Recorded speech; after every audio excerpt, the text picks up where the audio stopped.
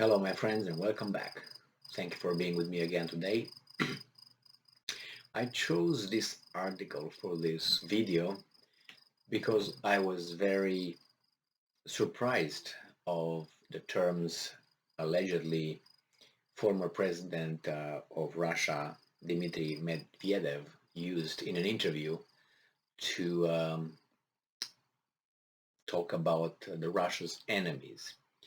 And I have never. I watched some interviews that he was in, and it's not that he's incapable of saying things like this. I don't know the man, so I don't know. But I'm just surprised if the translation is correct. Then a little bit harsh, but who knows?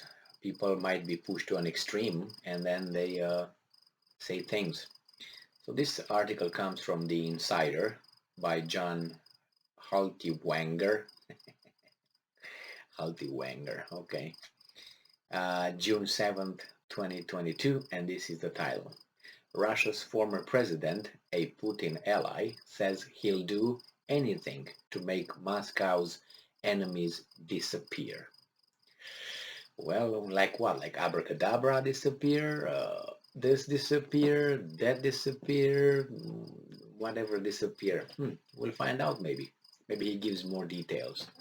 So, Dmitry Medvedev, ex-president of Russia, in a Telegram post on Tuesday said he would do anything to make Russia's enemies, and I'm quoting, disappear. And I'm quoting again, they are bastards and scum. They want death for us, for Russia, Medvedev said. Medvedev, an ally of Putin, is now deputy chair of the Security Council of Russia. Dmitry Medvedev, the former president of Russia, on Tuesday expressed a desire to disappear Moscow's enemies in a threatening post on Telegram. And I'm quoting, people often ask me why my Telegram posts are so harsh. The answer is that I hate them. They are bastards and scum. They want death for us, for Russia. And as long as I'm alive, I'll do anything I can to make them disappear. End quote, Medvedev said per a translation from the Moscow Times. It's not clear precisely who and what the post was referencing to or targeting, but it came as Medvedev, a close ally of Russian President Vladimir Putin, has taken an increasingly bellicose tone toward Kiev and the West amid Russia's unprovoked war in Ukraine. Some Russia watchers interpreted Medvedev post as being directed at both Ukraine and the West, while others saw it as a genocidal message aimed at Ukrainians. President Joe Biden has accused Russia of committing genocide in Ukraine, which Putin has falsely suggested is not a real country, questioning its right to exist. Well, you see, these guys, you don't have to bend the truth too much because you think that the reader, which it's mostly accurate, does not know, historical events or, whatever someone really said. Watching the person say, not other people's interpretation or translation of the person saying that. And I do not like interpreters in a way that they tell me what that guy said or they interpret for me what he might think. I think I'm smart enough and I know enough to be able to figure it out and be kind of accurate in my predictions regarding these guys' behavior. Oops. And then nevertheless, I don't play genius here, but certain things are very obvious. And these guys, see, they use here words like unconditional war. That's the first thing that only a child would say. That's something unprovoked, not unconditional. I'm sorry, unprovoked. Only a child would think of unprovoked, like you don't have any reasons. There's no reason whatsoever. Well, let's say I go walk down the street and I see a guy, let's say, who I don't like his face, and his face provokes anger in me, and I punch him in the face. Was that unprovoked? I think it was very much provoked. Now, was it legitimate? No. But I'm just saying, you see, his ugliness provoked me, my anger, and then I reacted. Now, obviously, this is a rough example, just to make it clear, to give you an example that anything can be provoked by something if you go that far philosophically. I'm talking. Um, the same with the Russians. They had reasons to do what they did. Now, were the reasons acceptable for the other side? Obviously not. But it's never you can unprovoked. Always is provoked by something. I can find something I don't like. Emil, I don't like your shirt today. Change it. You just provoke my anger. I might act physically against you. Right? That's provoked. Um, and then it says here that Russia committed genocide in Ukraine. President Biden. Now we should forgive. I was making a combination between forget and forgive. We should forgive Joe Biden because he's not all there, in my assessment, and clinically, and not in an evil way. I don't think, I think his has some, I don't know, the age, I guess, and it's not a shame. It's just that he's in a position where I think he should not be.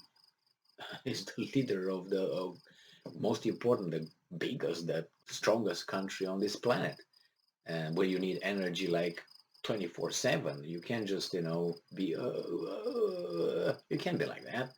A lot of things happen on this planet unless you let everybody else run the country for you, which maybe you know some advisors are taking over.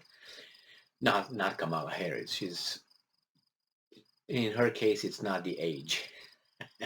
You know what I mean? In her case, it's not the age.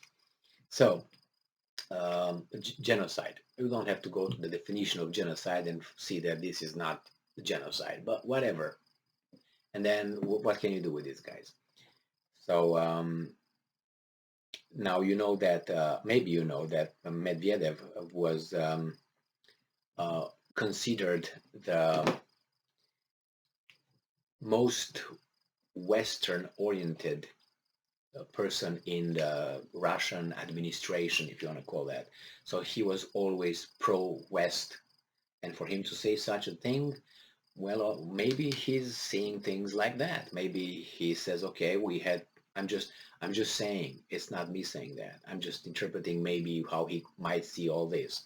So obviously he's in a government, Russian government, so he can say that he loves Ukrainians and he hates Russians. Clear, clear. Move on. So he says, "I love Russia. I love Russian most than anybody else.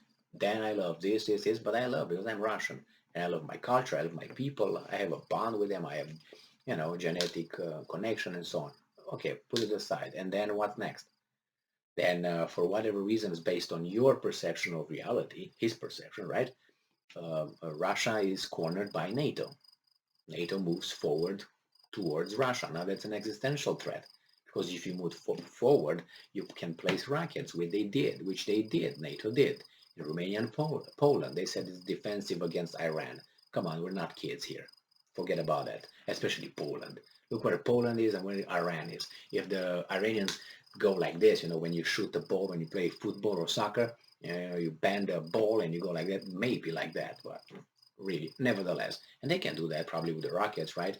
They put a certain trajectory and can go like that. But nevertheless, and then obviously, if you're the leader of a country, you look, those guys are moving closer. We have to act, and then they did. Not physically, not military. They told those guys, stop, stop, stop. Those guys didn't even care. What are you going to do about it? Nothing, nothing. And then the Russians said, okay, we're going to do something. He's not going to do something. So then, maybe in Medvedev's head, these guys threaten his country, his livelihood, his family. So that's why there are his enemies. So I said, we're going to do it fast and we'll do it in a certain way. And then he realized that you have the Western countries who are uninvited, invited themselves on your enemy's side. So obviously they are your enemies. And you see how much the West did to your country. And then what can you say? Long live the West and long live Ukraine after all this.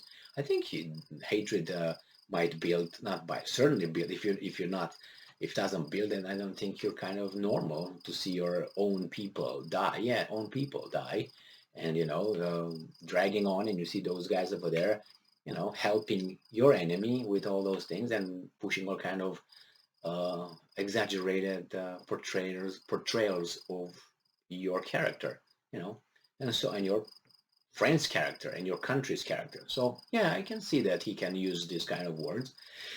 I mean, is it diplomatic? No, but he was not talking with politicians here or with leaders of certain states. He was just making statements for everyone's consumption.